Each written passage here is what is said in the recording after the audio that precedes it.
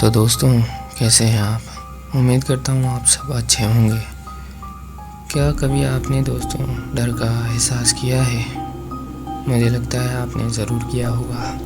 क्यों ना आपको एक ऐसे ही डर पर जीत पाने वाली कहानी की ओर ले चलते हैं।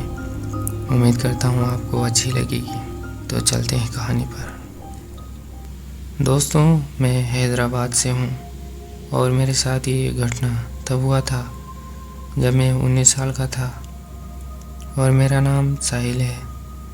एक दफ़ा की बात है, मैं और मेरा दोस्त जिसका नाम विनय है, वो एक पार्क में बैठे हुए थे।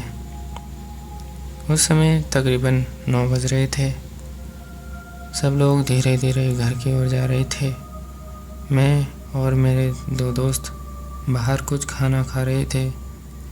हमने सोचा थोड़ा घूम लेते हैं। हम दोनों आराम से घूमने लगे तो हम एक पुराने दरख्त के पास जाकर रुके और मैंने अपने दोस्त से कहा कि मैं एक गाना लगाता हूँ कि तभी नमाज़ होने लगी। तो मैंने गाना रोक दिया और नमाज़ ख़त्म होते ही दोस्त ने कहा कि अब गाना लगाओ। पर जैसे ही मैं गाना लगाने वाला था तो पीछे दरख्त से आवाज़ आई। मैंने सोचा कि कोई परिंदा या जानवर होगा। दरख्त हमसे 2 फुट की दूरी पर था और मैंने जब मुड़कर देखा तो दरख्त की एक शाखा के पास एक शख्स बिल्कुल काला करीबन 5 फुट लंबा खड़ा था। अंधेरा इतना था कि उसकी लाल रंग की आँखें साफ चमक रही थी। उसका ना मुंह था, ना नाक और ना कान। मैंने डर के मारे जैसे अपने दोस्त विनय की तरफ देखा तो वो मुझसे पहले ही पार्क के दरमियान में जा चुका था। शायद उसने मुझसे पहले ही उसे देख लिया था। हम दोनों तेज़ी से भागकर पार्क के बाहर आकर अपनी बाइक स्टार्ट करके सीधे अपने दोस्त के पास जा पहुँचे। मैंने जैन की तरफ देखा तो डर के मारे उसके आंसू निकल रहे थे। फिर मैंने जैन से कहा कि तू मेरी एक फ़ोटो खींच ले, कैमरे में भूत नज़र आ जाते हैं।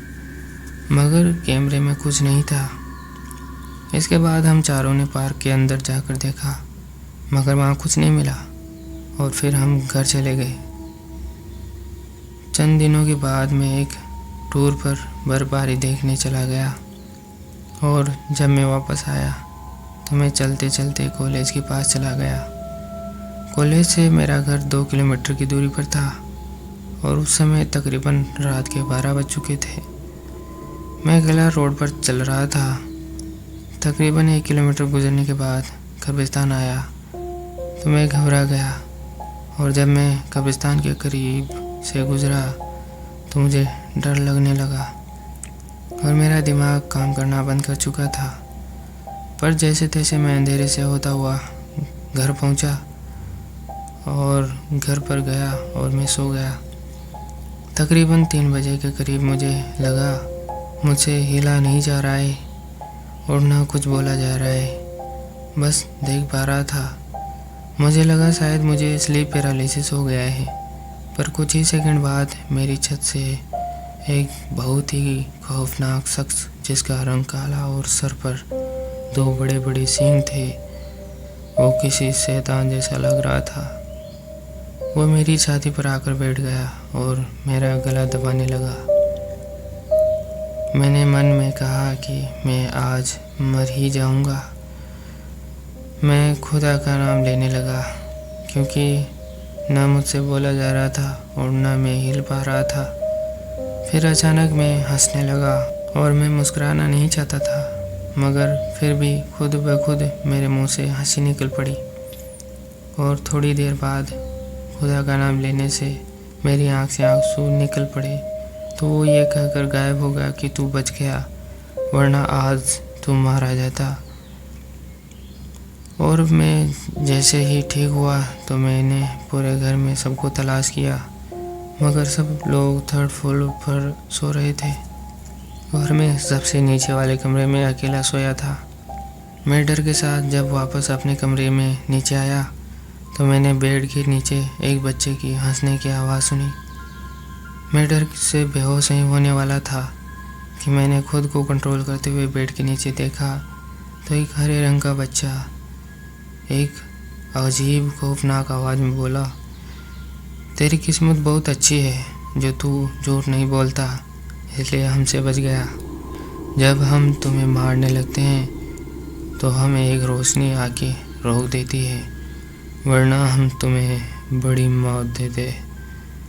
मैं बेहोश हो गया, लेकिन बेहोशी में मेरे कानों में एक आवाज़ आई कि ये सब तेरे पीछे इसलिए है क्योंकि तू इनके वजूद पर हंसता है।